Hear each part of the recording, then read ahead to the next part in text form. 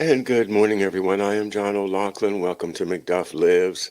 And today I'm going to do a special reading from the Essential Mae Brussell, a collection of her essays and transcripts from her radio show out in California that went on for a couple of decades, starting in 1971 until her death in 1988.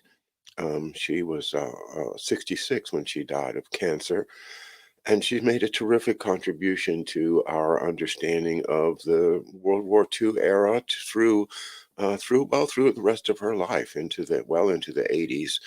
And her essays are, I think, essential reading for those of us that want to dig into the truth.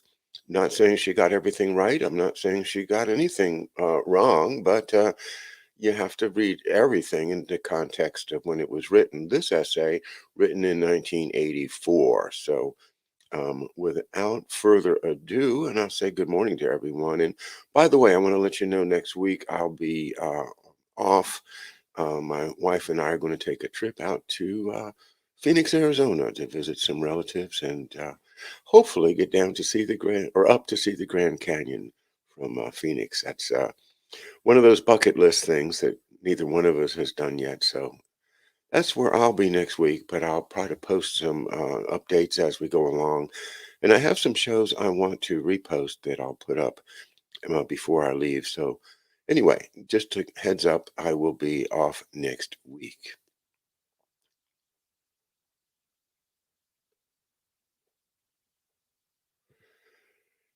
All right, so this is chapter 3 out of the Essential Mae Brussell book. And I think I'll just go ahead and read it to you. The Nazi connection to the John F. Kennedy assassination, evidence of link between Nazis and operation after World War II to the still unsolved murder of John F. Kennedy. From The Rebel, January 1984, and the caption is 1940 to 45, the Nazi connection to Dallas, General Reinhard Gehlen. The sparrow-faced man in the American general's uniform clambered down the steps of the U.S. Army transport plane upon its arrival at Washington National Airport. It was August 24th, 1945, 2 weeks after the surrender of Japan, 3 months after the German capitulation. The general was hustled into a van with no windows and whisked to Fort Hunt outside the capital. There he was attended by white-jacketed orderlies and the next morning fitted with a dark gray business suit from one of Washington's swankiest men's stores. General Reinhard Gehlen was ready to cut a deal.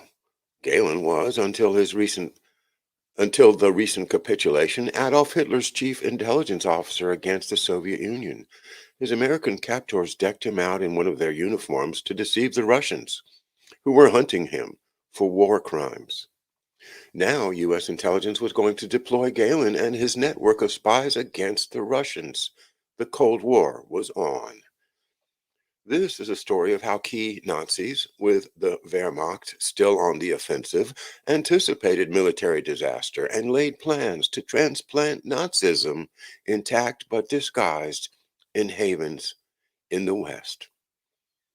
It is a story of how honorable men and some not so honorable were so blinded by the Red Menace that they fell into lockstep with Nazi designs. It is the story of the odd couple plus one, the mob, the CIA, and fanatical exiles, each with its own reason for gunning for Kennedy. It is a story that climaxes in Dallas on November 22nd, 1963, when John Kennedy was struck down. And it is a story of the assassination's aftermath, America's slide to the brink of fascism. As William L. Shirer, author of The Rise and Fall of the Third Reich, said, speaking of the Nixon administration's excesses, quote, "We could become the first country to go fascist through free elections," unquote. Even Robert Ludlum would have been hard put to invent a more improbable espionage yarn. Reinhard Gehlen was an asset of staggering potential in the eyes of the CIA. He was a professional spy master, violently anti-communist, and best of all, the controller of a vast underground network still in place within Russian frontiers, his checkered past notwithstanding. He's on our side, and that's all that matters, chuckled Alan Dulles, then a U.S. intelligence officer, later director of the CIA.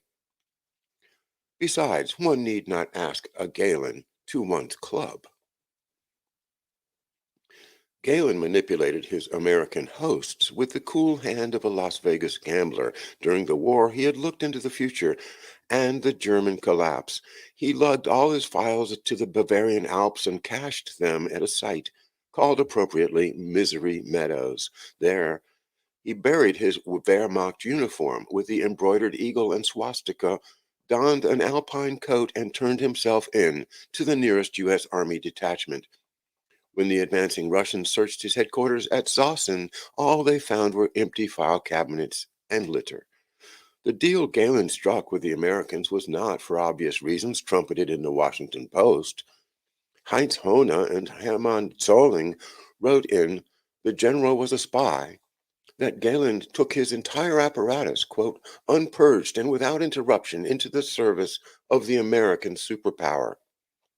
There is no evidence that he renounced the Third Reich's post-war plan, advanced by his own family's publishing house, to colonize vast regions of eastern Russia, create a huge famine for 40 million people, and treat the remaining 50 million racially inferior Slavs as slaves, quote unquote.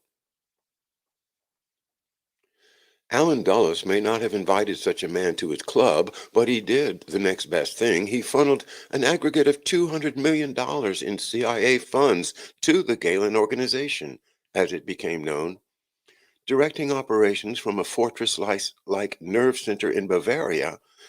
Gehlen reactivated his network inside Russia. Soon, news of the MiG-15, the first Russian jet fighter, was channeled back to the West. In 1949, the general scored an espionage coup when he turned up Soviet plans for the remilitarization of East Germany. When Dulles spoke, Gehlen listened. The CIA chief was convinced, with his brother, Secretary of State John Foster Dulles, that the, quote, captive nations, unquote, of the Soviet bloc would rise up if given sufficient encouragement. At his behest, Gehlen recruited and trained an exile mercenary force ready to rush in without involving American units. Also, at Dulles's direction, Gehlen tapped the ranks of wartime Russian collaborators for a cadre of spies to be parachuted into the Soviet Union. Some of these spies were schooled at the CIA's clandestine base at Atsugi, Japan, where in 1957, a young Marine named Lee Harvey Oswald was posted to the U-2 spy plane operation there. Atsugi was only one station on Oswald's Far East intelligence route. He was also assigned the U-2 base at Subic Bay in the Philippines, and for a short while at Pingtung, Taiwan. In 1959, he was transferred to a Marine base in Santa Ana, California, for radar surveillance instruction. His training officer graduated from the Georgetown School of Foreign Service with its close agency ties. In May 1960, when President Eisenhower planned a summit meeting with Soviet Premier Khrushchev, a U-2 was shot down over Russia and its pilot captured. Francis Gary Powers, the pilot, blamed the shoot-down on Lee Harvey Oswald. The U-2 affair effectively sabotaged Ike's summit meeting. By prearrangement, the Gehlen Organization was transferred in 1955 to the West German government, its first intelligence arm, the BND. The BND was a Siamese twin of the CIA's global operation. In 1953, they had collaborated well in Iran, where the country's first democratic government was in power. But 2 years later, Premier Mossadegh had rashly nationalized the oil industry. Dulles, with Gehlen's help, engineered the coup that toppled Mossadegh and reestablished the Pahlavi family regime. The Pahlavi's patriarch, General Reza, had been banished from the country for his pro-Nazi subterfuges during the war. Now his son, Mohammad Reza Pahlavi, ascended the peacock throne.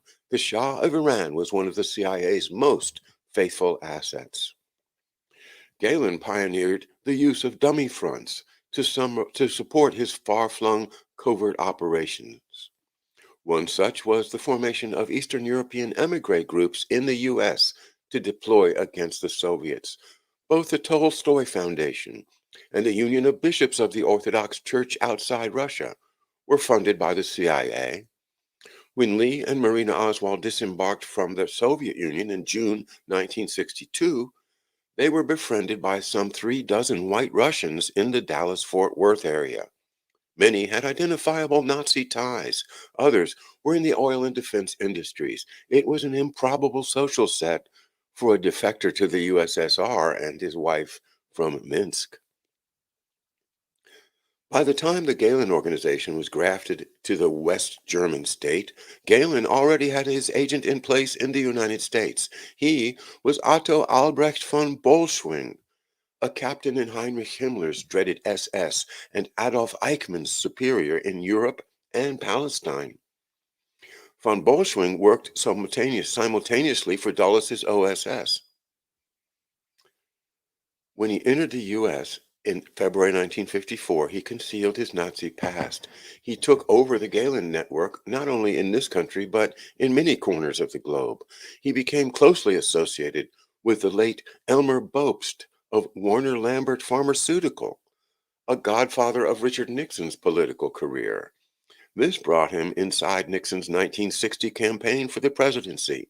In 1969, he surfaced up in California with a high-tech firm, the Trans-International Computer Investment Corporation, or TCI, with classified Defense Department contracts.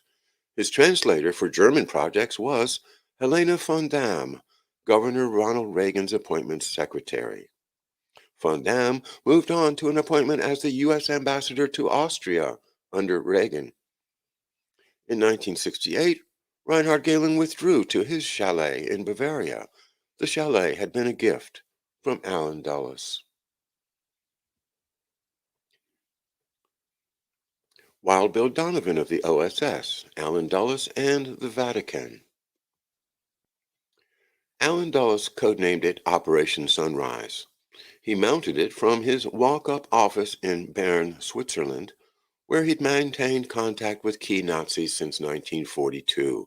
Operation Sunrise was conceived when these Nazis decided, in the face of defeat, that they preferred surrender to the Americans and British. The agreement, which double-crossed the Russians, was signed April 29, 1945. The principal negotiator on the German side was SS Commander Karl Wolff, head of the Gestapo in Italy. Wolff, former chief of Heinrich Himmler's personal staff, acted with full authority.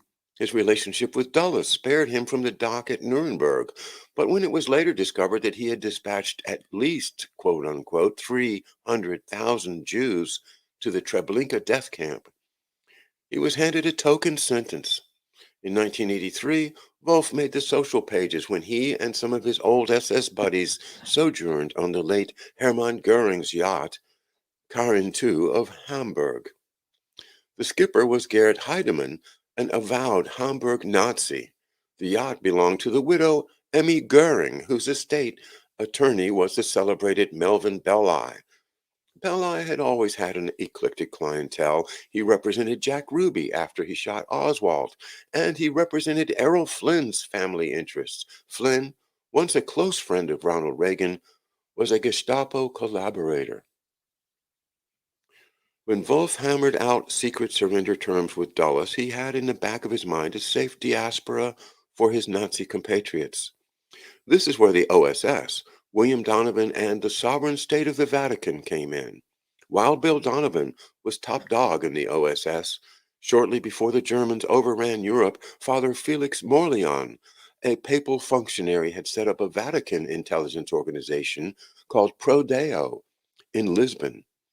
When the U.S. entered the war, Donovan moved Morleon, lock, stock, and barrel to New York and opened a sizable bank account for him. The priest founded the American Council for International Promotion of Democracy under God on 60th Street. In the same building was the office of William Taub, whose name surfaced during the Watergate affair. Taub was a well known and wide ranging middleman for such powerful figures as Nixon, Howard Hughes, Aristotle Onassis, and Jimmy Hoffa. His behind the scenes maneuvers were invaluable to Nixon in his 1960 run at the presidency. Taub was especially close to Cardinal Alfredo Ottaviani of the Holy See, who arranged Mussolini's 1929 donation of $89 million to the Vatican to ensure its neutrality with Mussolini and Hitler. The money went into a special account at the Vatican Bank, and after the war, some of it was entrusted to Michela God's banker Sindona for investment. Sindona channeled a good chunk of it to the Nixon campaign. When Rome was liberated in 1944, Morleone and Prodeo relocated there. In recognition of Donovan's good works on behalf of Prodeo, Pope Pius XII knighted him with the Grand Cross of the Order of St. Sylvester.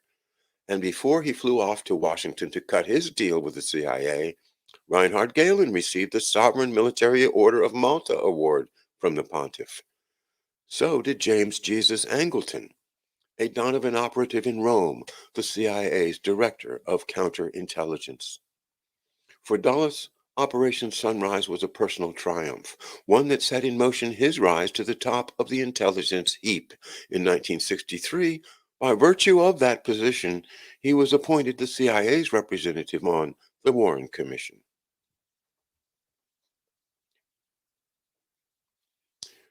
John J. McCloy and Chase Manhattan. President Lyndon Johnson also asked John J. McCloy to serve on the Warren Commission. No less than 9 presidents had called on the Wall Street lawyer for special assignments, yet he was little known to the public. McCloy said he entered the investigation, quote, thinking there was a conspiracy, unquote, but left it convinced that Oswald acted alone. Quote, I never saw a case that was more completely proven, he asserted.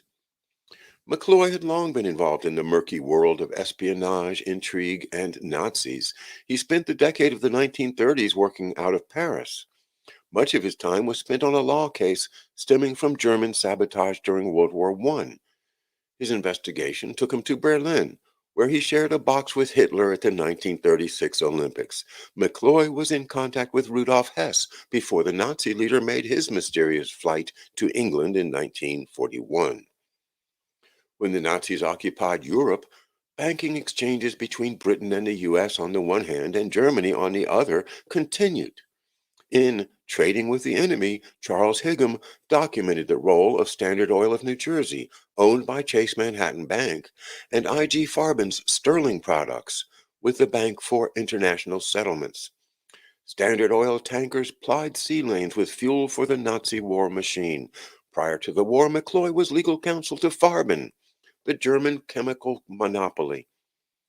As an assistant secretary of state in the War Department, McCloy blocked the executions of Nazi war criminals, forged a pact with the Vichy regime of pro-Nazi Admiral Darlan, displaced Japanese Americans in California to internment camps, refused to recommend the bombing of Nazi concentration camps to spare inmates on grounds, quote, the cost would be out of proportion to any possible benefits, and refused Jewish refugees entry to the U.S. When the curtain fell on the war, McCloy shielded Klaus Barbie, the butcher of Lyon, from the French.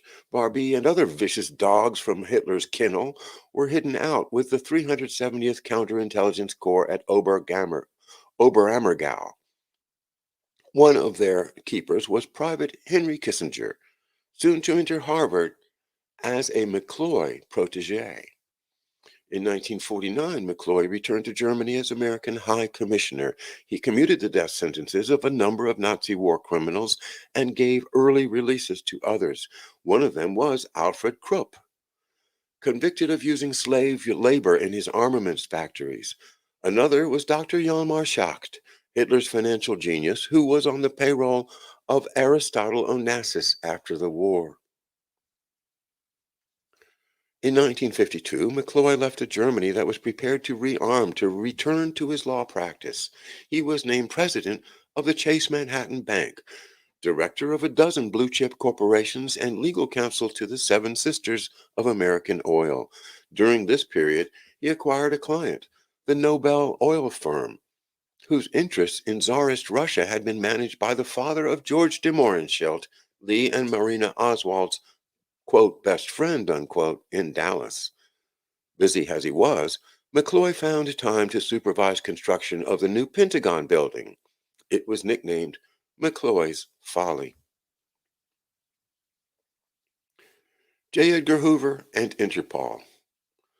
FBI Director J. Edgar Hoover, quote, mistrusted and disliked all three Kennedy brothers. President Johnson and Hoover had mutual fear and hatred for the Kennedys, wrote the late William Sullivan, for many years an assistant FBI director. Hoover hated Robert Kennedy, who, as Attorney General, was his boss, and feared John. In turn, the president distrusted Allen Dulles and eased him out as CIA director after the 1961 Bay of Pigs debacle. When JFK moved to lower the oil depletion allowance, he incurred the displeasure of John McCloy, whose client's profits would be trimmed. Hoover, Dulles, and McCloy did not belong to the Kennedy fan club. Hoover controlled the field investigation when the president was shot. Dulles and McCloy helped mold the final verdict of the Warren Commission. When America stood on the threshold of World War II, Hoover continued a friendly relationship with the Nazi-dominated Interpol, the Berlin-based international secret police. He'd been obsessed with the, quote, Red Menace since 1919 when he took the helm of the Bureau's General Intelligence Division. Heinrich Himmler, Reinhard Heydrich, Arthur Nebe, and other Nazi fanatics were active in Interpol. Even after Hitler occupied Czechoslovakia, Hoover ignored all evidence of Nazi death squads and atrocities and cooperated with the boys in Berlin.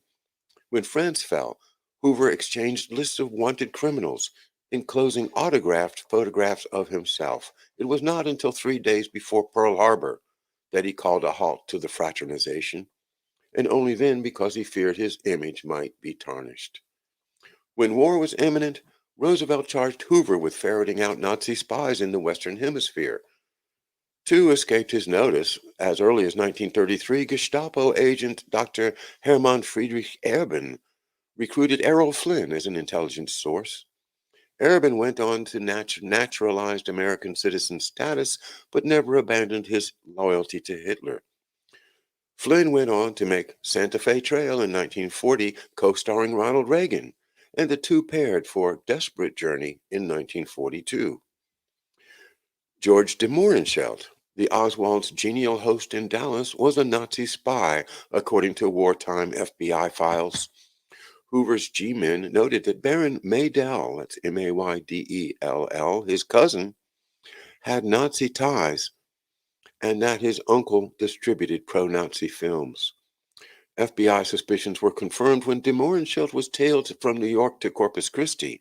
On October 8, 1942, a lookout was placed in his file in case he applied for another passport. The parts left out of J. Edgar Hoover's investigation before and after Kennedy was killed were the Nazi associations de Mohrenschildt had while working for U.S. intelligence. George's cousin, the movie producer Baron Constantin Maydell, ranked among the top German Abwehr agents in North America. Gehlen recruited Maydell in the post-war era to run the CIA's Russian emigre programs. Gehlen recruited veterans of Maydell's Abwehr group to collude with East European emigre organizations inside the U.S. Lee and Marina's red carpet treatment in the U.S. began with their arrival from the USSR.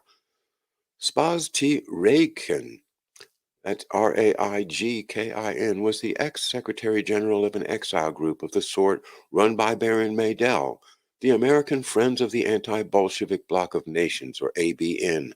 With CIA funding, he assisted Lee and Marina in resettling. J. Edgar Hoover was trained only to find communists, defuse the Red Menace. The Abwehr, Reinhard, Gehlen, and Maydell were of no interest to the FBI. After the war, Interpol ostensibly cleaned up its act, moved to Paris, and installed the prestigious Hoover as vice president. Yet Interpol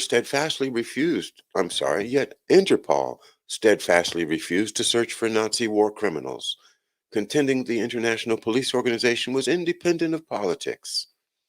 The excuse appeared a bit lame when former SS officer Paul Dickoff was installed as president in the 1970s.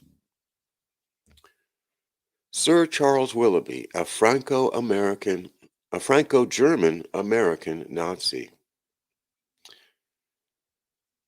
and Sir is in quotation marks. He actually was not a knight. He was a bull of a man who spoke with a German accent, wore a custom-tailored general's uniform, and affected a monocle. An officer in the U.S. Army, his true name of Adolf Charles Weidenbach, born in Heidelberg, March 8, 1892.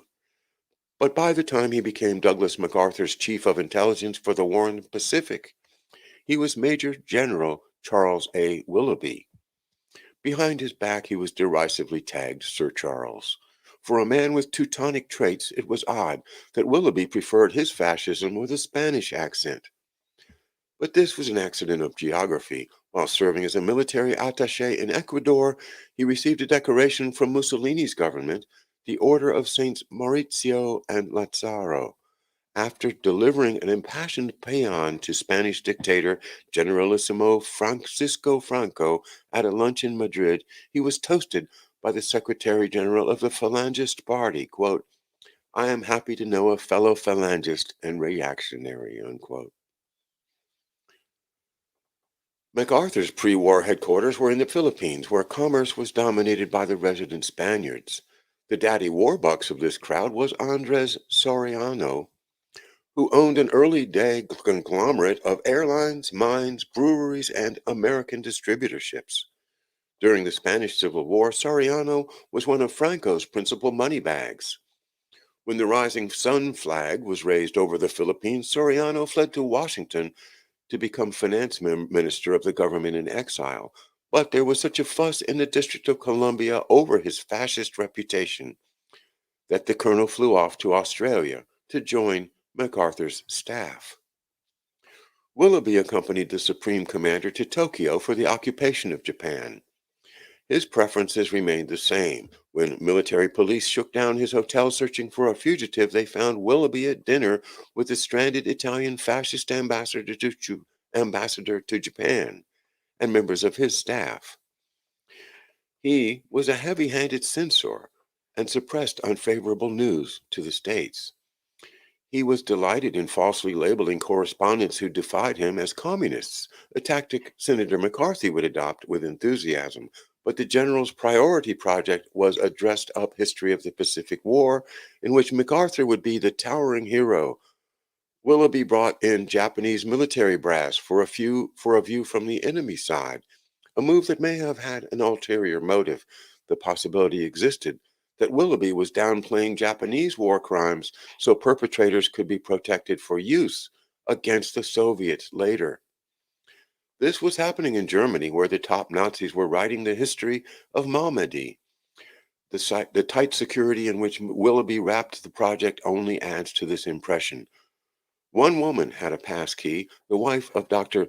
Mitsutaru Araki, a former exchange lecturer in Germany, closely tied with high Nazis in Tokyo and the Tojo clique. Willoughby harbored another secret that only came to light last year.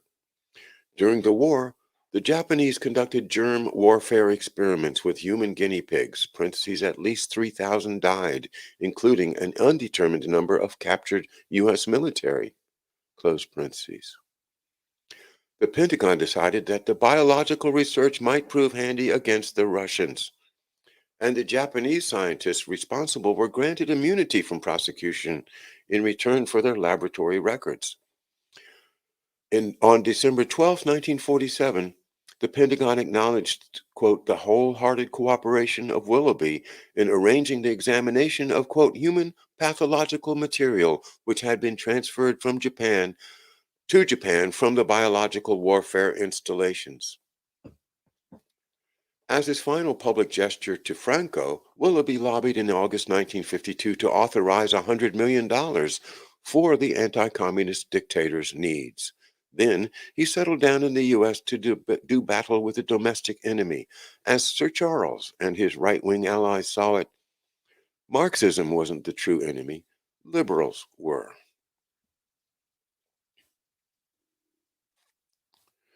1952. The Travels of Klaus Barbie, Evita Peron, Otto Skorzeny, and Nikolai Malaksa. By 1952, Klaus Barbie had arrived in Bolivia via a stop in Argentina. He was spirited out of Germany by the CIA with a hand from the Vatican. Barbie teamed up with SS Major Otto Skorzeny, now also affiliated with the CIA, Fritz Thyssen, and Gustav Krupp, both beneficiaries of McCloy's amnesty, bankrolled Skorzeny from the start. Barbie and Skorzeny were soon training death squads such as the Angels of Death in Bolivia, the Anti-Communist Alliance in Argentina, and in Spain with Stefan de la Quiaye, the Guerrillas of Christ the King. Martin Bormann's money was released in 1952. In Argentina, Evita Peron died of cancer at age 33. The Nazi money was deposited in her name at 40 Swiss banks.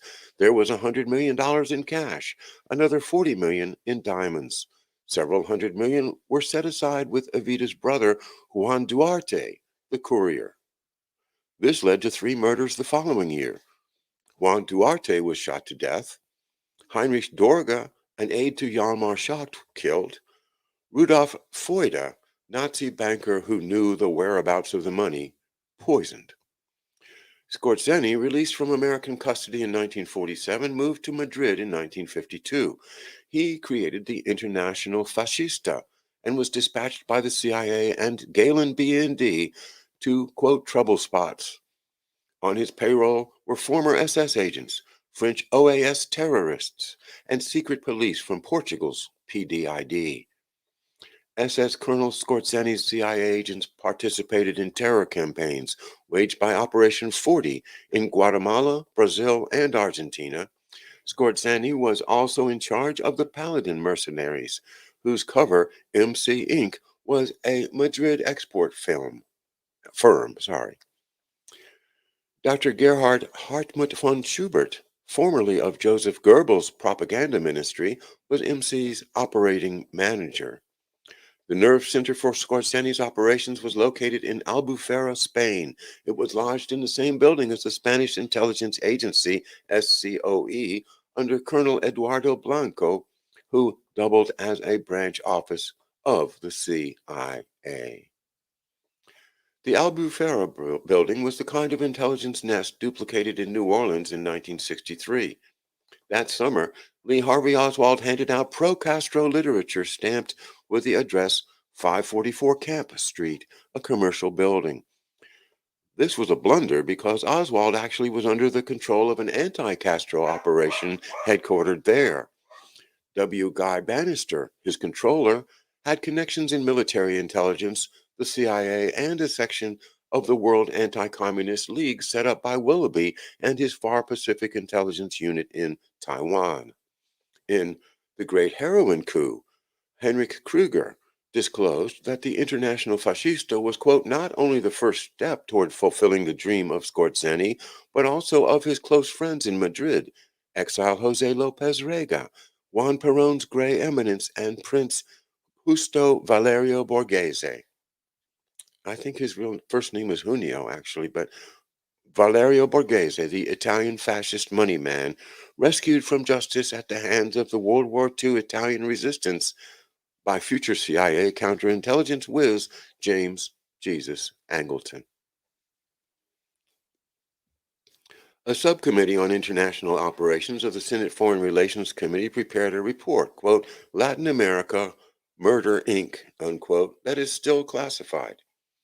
Princess Lyndon Johnson gave the book its title 3 months before he died, quote, We were running a Murder Inc. in the Caribbean, unquote. The report concluded that the United States, quote, had joint operations between Argentina, Bolivia, Brazil, Chile, Paraguay, and Uruguay. These operations were known as Operation Condor, comprising special teams used to carry out, quote, sanctions, the killing of enemies. Jack Anderson gave a few details in his column, Operation Condor, An Unholy Alliance, on August 3rd, 1979. Quote, assassination teams are centered in Chile. This international consortium is located in Colonia Dignidad, Chile, founded by Nazis from Hitler's SS, headed by Franz Pfeiffer Richter. Adolf Hitler's 1,000-year Reich may not have perished. Children are cut up in front of their parents. Suspects are asphyxiated in piles of excrement or roasted to death over barbecue pits. Unquote. Otto Skorzeny codenamed his assault on American soldiers at the Battle of the Bulge Operation Greif, the Condor. Skorzeny's father-in-law was Hjalmar Schacht, president of Hitler's Reichsbank. Schacht guided Onassis's shipyards in rebuilding German and Japanese war fleets. In 1950, Onassis signed on Lars Anderson for his whaling ships in the hunt off Antarctica and Argentina. Anderson had belonged to Vidkun Quisling's Nazi collaborationist group in Norway during the war. Clay Shaw, charged by New Orleans DA Jim Garrison with complicity in the JFK assassination, was a close friend of Hjalmar Schacht. In 1952, Nikolai Malaxa moved from Whittier, California, to Argentina. Malaxa had belonged to Otto von Bolschwing's Gestapo network, as did his associate Viorel de Trifia, then living in Detroit. That's Trifia. First name is Viorel, initial D, Trifia, then living in Detroit. They were members of the Nazi Iron Guard in Romania and had one thing in common. They were friends of Richard Nixon. Trifia had been brought to the U.S. by von Bolschwing. Malaxa escaped from Europe with over $200 million in U.S. dollars. Upon arrival in New York, he picked up another $200 million from the Chase Manhattan Bank. The legal path for this was smoothed by the Sullivan and Cromwell law offices, the Dulles brothers' firm. Undersecretary of State Adolf Berle, that's Berle, spelled the same as the comedian Milton Berle, who had assisted Nixon and star witness Whittaker Chambers convict Alger Hiss. I'm sorry, let me read that again. The legal path for this was smoothed by the Sullivan and Cromwell law offices, the Dulles brothers' firm. Undersecretary of State Adolf Berle, who had assisted Nixon and star witness Whittaker Chambers convict Alger Hiss, personally testified on Malaxa's behalf before a congressional subcommittee on immigration. In 1951, Senator Nixon introduced a private bill to allow Malaxa permanent residence. Arrangements for his relocation in Whittier were made by Nixon's law office. The dummy front cover for Malaxa in Whittier was Western Tube, a fictional corporation. In 1946, Nixon received a call from Herman L. Perry asking if he wanted to run for Congress against Representative Jerry Voorhees. Perry was subsequently named president of Western Tube. When Malaxa flew to Argentina in 1952, he linked up with Juan Perón and Otto Skorzeny. Questions were raised at the time about J. Edgar Hoover, the Iron Guard, Malaxa, and Vice President Nixon. 1960 elections, Richard Nixon versus John F. Kennedy. Before the election, a group within the Christian right plotted to kill John Kennedy in Van Nuys, California, while he was still a candidate. This group was a meld of anti-Castro Cubans, Minutemen, and homegrown Nazis. Some were sought by Jim Garrison following the arrest of Clay Shaw for testimony before the New Orleans grand jury. When Garrison forwarded extradition papers for Edgar Eugene Bradley, a member of the group, Governor Ronald Reagan refused to sign them. The Christian Defense League, the most influential of these groups, was led by the Reverend William Potter Gale. During the war, Gale was an Army colonel and trained guerrilla bands in the Philippines. His superior was Charles Willoughby. By the late 1950s, Gale was recruiting veterans for his racial, quote, identity, unquote, group, financed by a wealthy Los Angeles man. A leading Christian Defense League, or CDL, contact was Captain Robert K. Brown, a Special Forces professional from Fort Benning, Georgia. Brown worked with anti-Castro Cubans, armed mercenaries similar to Scorzeni's teams. Brown is now publisher of Soldier of Fortune magazine and paramilitary texts such as Silencers, Snipers, and Assassins. The book details how Mitchell Werbell, that's W-E-R capital B-E-L-L, that's all one word, made special weapons for the CIA, Bay of Pigs assault squads, and other customers. Werbell, son of a wealthy Tsarist cavalry officer, perfected a silencer so effective a gun can be shot in one room and not heard in the next. It is ideal for assassinations. There had been prolonged controversy over how many shots were fired the day Kennedy was killed. The president's wounds, nicks on the limousine and curb, and other bullet evidence indicated quite a few. But the Warren Commission concluded there were only 3. It took testimony of spectators in Dealey Plaza who said they only heard 3. It never considered the possibility that silencer-fitted guns were fired.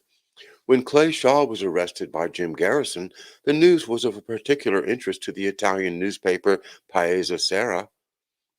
It was it followed up with a report that Shaw had ties to a cover organization in Rome called Centro Mondiale Commerciale, or CMC.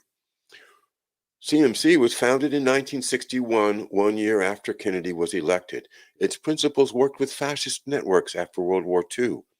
Its location was frequently moved, its presidents rotated, and modus operandi altered. CMC included Italian fascists, elements of the European paramilitary right, the CIA, and the U.S. Defense Department. There were major shareholders with banks in Switzerland, Miami, Basel, and other major cities. The board of directors included Ferenc Nagy, a former Hungarian premier who led that country's anti-communist Countrymen's Party in exile. J. Edgar Hoover brought Nagy to the United States, where there were numerous Gehlen-supported émigré organizations. On August 18, 1951, the Saturday Evening Post pictured Nagy with Czech, Pole, Hungarian, and Russian exiles under the heading, quote, "They want us to go to war right now," unquote. On November 22, 1963, Nagy was living in Dallas. CMC was a subsidiary of Swiss-based Permindex, whose president was Prince Gutierrez de Spadafora, Italian industrialist and landowner. Spadafora's daughter-in-law was related to Hjalmar Schacht. Clay Shaw, who managed the New Orleans International Trade Mart, was a director. Another was Giorgio Mantello, a.k.a. George Mandel, who moved to New Orleans. Once convicted of criminal activities in Switzerland, Mantello worked closely with fellow Hungarian Nagy.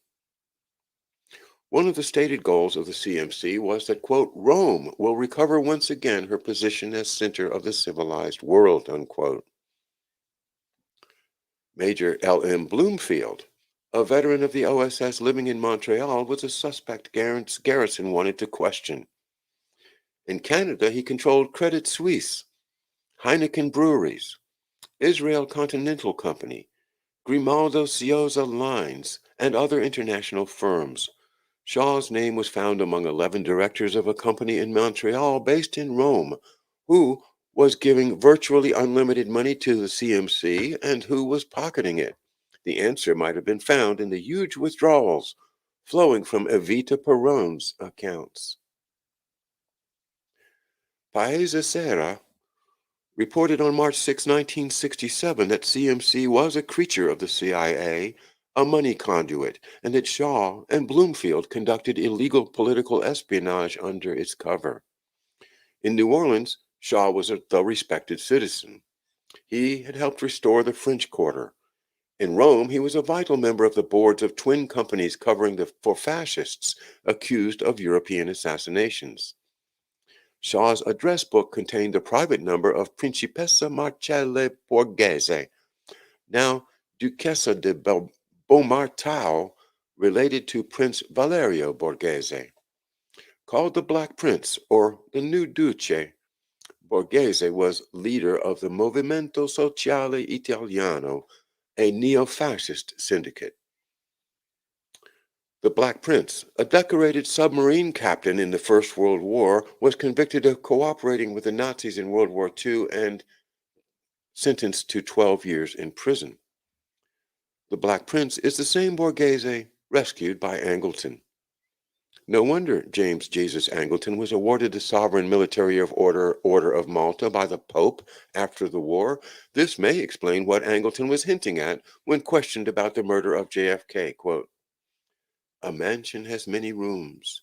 There were many things during the period. I'm not privy to who struck John." Unquote. Clay Shaw's affiliation with Perm Index plugged in later to Argentina, Spain, Rome, New Orleans, and Dallas. The international hit teams, financed by the CIA with funds diverted overseas to Gehlen's cover companies, started coming together after Shaw's arrest. In November 1960, it would be Nixon versus Kennedy. Frank Sinatra introduced Judith Exner to John Kennedy on the eve of the New Hampshire primary. A few weeks later, Sinatra introduced Judith Exner to Chicago Mafia boss Sam Giancana. Exner became involved, as William Safire put it, quote, in a dual affair with the nation's most powerful mobster and the nation's most powerful political leader. Giancana was busy with more than his love life. He was hired to form assassination teams to kill Fidel Castro. He was retained by Robert Maheu, that's Maheu, a former FBI and CIA operative. It was a classic cutoff. Maheu never mentioned that the CIA was behind it. He intimated that to Giancana that wealthy Cuban exiles were the source of the funds. This sounded plausible since Maheu was Howard Hughes's right-hand man. Giancana placed Johnny Roselli, his Los Angeles lieutenant, in charge of the hit squads. In 1978, when the House Select Committee questioned him, Roselli hinted that his assignment was aimed at Kennedy as well as Castro. Shortly afterwards, his mutilated body was found floating in an oil drum off the Florida coast. Giancana never had a chance to testify. He was shot to death in his Chicago home. The Howard Hughes Organization, cover for the Kill Castro conspiracy, Hughes thought it was patriotic, had long retained Carl Bioir Associates as its public relations arm. That's BYOIR. Throughout the war, Bioir represented Nazi bankers, industrialists, and the IG Farben interests. One of his clients was Ernst Schmitz of IG Farben Illner and the German-American Board of Trade. His information services was subsidized by the Nazi government. George Sylvester Viereck, editor at the German Library of Information, was also in business with Bioir. A well-known Bioir client was the Frederick Flick Group. Flick, a Nuremberg defendant released by McCloy, was the single greatest power behind Hitler's military muscle. Frederick Flick's son had interest in the W.R. Grace Company and invested over $400,000 in partnership with J. Peter Grace in the United States. During the war, W.R. Grace was accused in a military report of protecting a certain Nazi Colonel Britta in Bolivia. In 1951, when the CIA smuggled Barbie out of Germany, he was sent to join the same Colonel Britta. George de Mohrenschelt was a close associate of William Grace, the company's founder. De Mohrenschelt was a man of many faces. He befriended Lee and Marina Oswald, introduced them to the white Russian community, made phone calls to obtain housing. He explained to the Warren Commission that he was fascinated with the strange couple just out of Russia. But at the Petroleum Club in Dallas, de Mohrenschildt sang the praises of Heinrich Himmler. His travelers took him all over the world on missions identified with intelligence. In 1956, he was employed by the Pantepec Oil Company, owned by the family of William Buckley. De Mohrenschildt often discussed Oswald with J. Walton Moore, the CIA's Domestic Contacts Division resident in Dallas.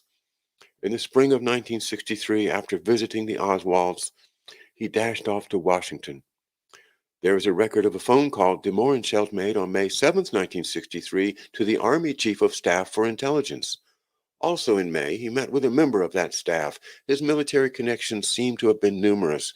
One of the first persons de Mohrenschildt took the Oswalds to visit in Dallas was retired Admiral Chester Burton. Although de Mohrenschildt and his wife Jean testified at length before the Warren Commission, only attorney Albert Jenner and the Pentagon historian Alfred Goldberg attended. One of Jenner's clients was General Dynamics, maker of the F-111 fighter that would achieve fame in Vietnam. Max Clark, chief of security for General Dynamics in Dallas, was another de Mohrenschildt associate. He donated funds to help Marina while George found Lee his next job in Dallas. Oswald took one at the graphics house of Jaeger Childs Stovall, which held classified military contracts. Jean de Mohrenschildt was brought to the U.S. by a relative employed at the Howard Hughes Organization. In 1977, George was found shot dead, allegedly a suicide on the day a House Select Committee investigator stopped by looking for him. Jean consented to a press interview. She said George had been a Nazi spy. Oswald's job allowed him to visit the Saul Bloom Agency at least 40 times, the same agency that planned the motorcade route for Kennedy's fatal visit. Ruth Payne, whom Oswald met via George, had called Roy Truly and procured work for Oswald at the Texas School Book Depository. Maydell and the Gehlen organization knew all the right moves to create their patsy.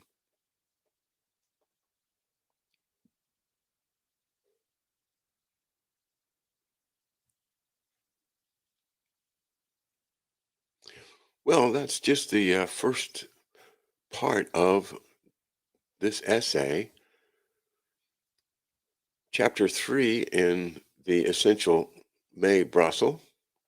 And I think a good place to stop, because from all the names that you've heard in this reading, we start to see an incredible network that always seems to come back to Chase Manhattan Bank, John McCloy, and of course, Sullivan Cromwell, lawyers for the Rockefellers, and I.G. Farben. It's an incredible thing to believe, given all the history we've been fed during our youths, our schooling, and in our media. All misdirections, all to keep us ignorant of true history. Again, is everything that Mae Brussell says here, is it exactly correct? I don't know. But you have to respect the incredible breadth of what she has been able to put together. A real American patriot, Mae Brussell.